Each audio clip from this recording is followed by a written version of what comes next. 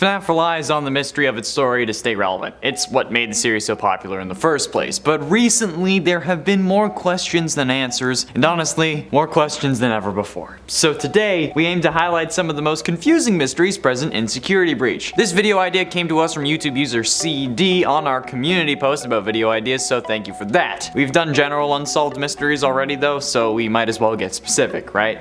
Okay. Let's do it. In at 10, Burn Trap. Is Burn Trap dead or alive? That's actually a good question in this case, since I don't know if Afton is alive inside the Burn Trap suit or not. He was alive in the Spring Trap and Scrap Trap suits, as we learned from the man in room 1280, because he was possessed by the one you should not have killed. But did he finally get put down after the FNAF 6 fire, or is he still kicking? His body is still present inside the Burn Trap suit, or at least it partially is. So like, what's the consensus here? I don't know. The existence of Glitch Trap seems to imply that he's dead in the suit, but Ultimate Custom Night suggests that the one you should not have killed is still possessing him, which would be what he sees in the recharge station, which would mean that he's still alive, not because of the recharge station, but because the one you should not have killed would still be possessing him, which they would only do if he was still alive. Since, if we're being honest, the only reason Afton is possessed is so that he can't suffer, so being possessed after he's dead isn't really gonna do anything. And the one you should not have killed would not be controlling Burn Trap to take over Freddy and turn things evil. It goes against what we know about the character. So, what's the deal here? I don't know. In at 9, Relationship. Gregory, our player character in the game, is certainly a mysterious kid, and Vanessa, the night security guard who's also Vanny, is just as confusing, but at least we know more about her story, being our player character from FNAF VR. But what the most mysterious thing about this game is the relationship between Gregory and Vanessa. Like, what the absolute living hell is up with these two? Vanessa spends the whole game trying to lock Gregory in the security room, and then Vanny, her other personality, comes to try to kill us, and she actually ends up doing it in the worst ending. But then, after curing her in the Princess Quest ending, we don't even ask questions. We just go and get ice cream with her on a hill. Like, what? Matpat seems to have solved this one though, saying that Gregory is following Vanessa in order to make sure that nobody gets too close to the truth about Glitch Trap possessing her, but then he also admits that there are some holes to this theory. But if I'm honest, this is the first time I've agreed with Matpat in a while. He was mostly talking about like smaller things, such as endoskeletons or the main character of Princess Quest, and those I didn't agree with, but this is a good explanation as to why Gregory is protective over Vanessa. It also explains why he's such a criminal. He's just a bad robot person. And it ain't Glitch Trap. Honestly, again, I'm still confused as to how Glitch Trap and Burn Trap could exist at the same time. Like, yes, we've seen people pour their agony into things while remaining alive before. Henry and the Ella doll from the novels and Fazbear Frights, for instance. However, nothing like that has seemed to happen in the games. And as many of you are adamant to make clear, the games and books are in different universes. But still going by my rules of they help clarify things that are possible in the other universe, William was seemingly not in enough agony to pass it on to something like a hard drive that would then get scanned unless he died, since the one you should not have killed was holding on to his soul. And unless some sicko ended up moving his body to a new animatronic endo after it was destroyed, there should be no way that this guy should still be able to be kicking, and yet also have a sentient code version of himself running around in Vanny's head. Okay, given the rules that have been established in this universe, that's seemingly impossible. I mean, I'll look into it more and maybe have a theory about it tomorrow, but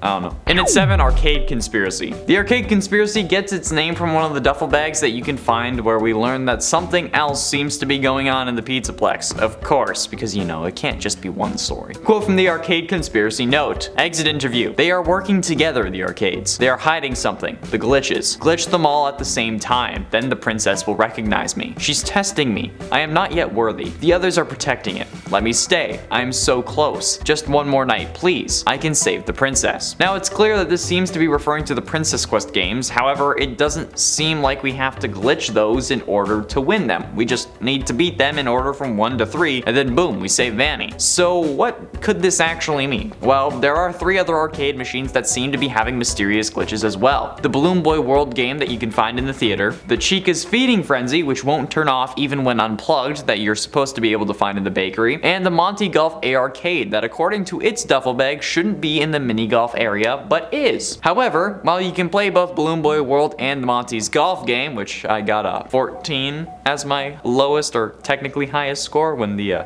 best you can do is 13, so. Chica's Feeding Frenzy isn't an arcade cabinet. It's not in the game yet. You can only access it using a mod that lets you cheat it in from the main menu. So I feel like this was an intentional feature that was left on the cutting room floor, but it's still a mystery. And at 6, what's next? One of of the biggest mysteries from this game, and any FNAF game really, is what comes next. But with this game more so than any other FNAF game, because well, anything can happen now. We can go anywhere and do anything. I think more will be revealed with the new Fazbear Frights series when it gets started, called Tales from the Pizzaplex, but until the first one releases on July 19th, we got nothing. The Blob could be the next major villain, or Vanny could be, and hell, even after matpat pointed out what could really be going on now, even Gregory could be the next major villain. Like, I always knew the kid was evil, but still, oh well. We can move on to a new location, we can go back to an old one, or we can see the aftermath of the Pizzaplex cave-in under Roxy's Raceway. We can go back to the normal FNAF formula, or maybe move on to more story-based games like this one. The series can go literally anywhere, especially with someone new taking over. But I felt that it was cheaty to put this at number 1, so I'm gonna put it at number 6. Halfway through into number 5, Client 46. Some believe Gregory to be the mysterious Client 46, able to be found in the retro CDs available at the end of the game using Roxy's eyes. However, others suggest that perhaps this Client 46 is Vanny, since Vanny is an alternate persona of Vanessa, and Vanessa is the only other client with retro CDs in the game. Client 46 doesn't talk, but is adept at hacking, something that at least before the game came out we associated with Vanny. But if Gregory is a robot, the hacking thing is easily explained away, and Vanessa is asked about her making a costume, whereas Client 46 is seen talking with someone in a bunny costume, or at the very least the costume itself, but the cameras when they are talking are glitching out, indicating that the bunny is Vanny, so it would be Vanessa inside the suit. There's also the fact that Vanessa leaves therapy in disc 12 or so, and then Client 46 doesn't leave until disc 16. I still think it's Gregory, but hey, everyone is entitled to their own opinion, right?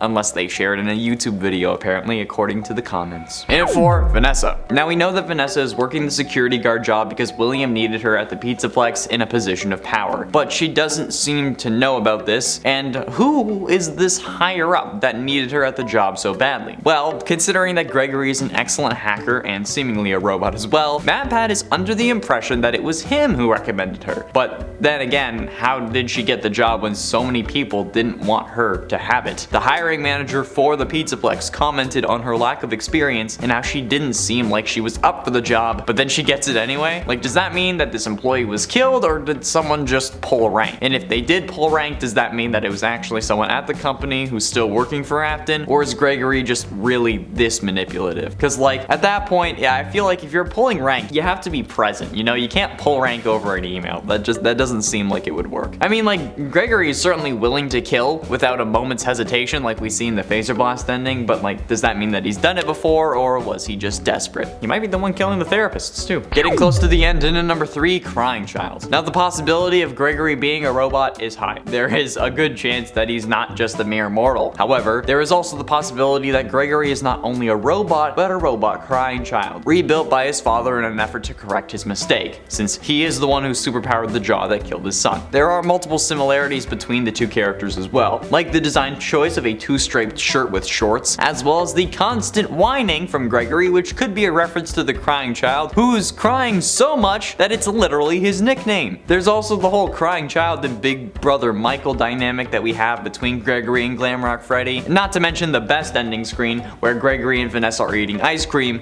and Gregory has a Fredbear popsicle literally with a bite taken out of the head. I mean, like, that's as direct as this game gets, right? Aside from when Glamrock Freddy said Vanny's name is a combination of Vanessa and Bunny. That was also very direct. Thank you for that, Scott. Penultimately, in at number 2, Bonnie. At this point, it's pretty well known and thoroughly believed that Bonnie's disappearance from the Pizzaplex is Monty's fault, considering how his last known location was at Monty's Golf. However, while we're pretty sure it's him, all the evidence is really circumstantial, and with a series like FNAF, we can never really be sure of anything, lest we get surprised by a post-it note we missed that actually references the fact that Roxy and Bonnie were dating and Roxy got jealous. Something like that is honestly not unexpected. I firmly believe that there are at least a few curveballs that we have yet to find because they weren't added in the initial release, or they're planned to be released with the DLC. But currently, the mystery of Bonnie's disappearance is set on Monty being the one who dismantled him, possibly so that Afton could be transferred into his endoskeleton, but I'm still unsure about that theory, but like I said, the next theory should be about that. And finally, in at number 1, Vanny's ending. In the canon ending to the game, the one where we fight against William Afton in the form of Burn Trap, that ending, we don't see what happens to Vanny. Well, yes, Burn Trap might have been dealt with. We don't know if that releases Vanny or if she's still under his control. Plus, we don't know what she's doing while all this goes down. when there's a canon ending, like, you kind of expect the main antagonist of the game that you've actually seen a couple times throughout the game to be there, right? So when Freddy and Gregory are sitting on that hill chilling, what comes next? And like I said, this is a question that I genuinely don't have an answer for. There are so many possibilities that it's practically impossible to guess. And I think at this point, we shouldn't even try, because whatever we guess, Scott or whoever comes next is just gonna be like, see that? Let's not do that, and let's do something completely different. We don't know what happened to Vanny. If we all guess that she's alive, she's gonna end up dead. If we all guess that she's dead, she's gonna end up alive. There's no winning here, because Scott is the ultimate internet troll, and even if he doesn't know who I am, he's still trolling me. That's all the time we have for today, friends. Thank you all so much for watching. I have been in Shower Main Connor Monroe, and I'll see you in another video. Scott, actually hit me up so I can write for the new Fazbear Fright stuff.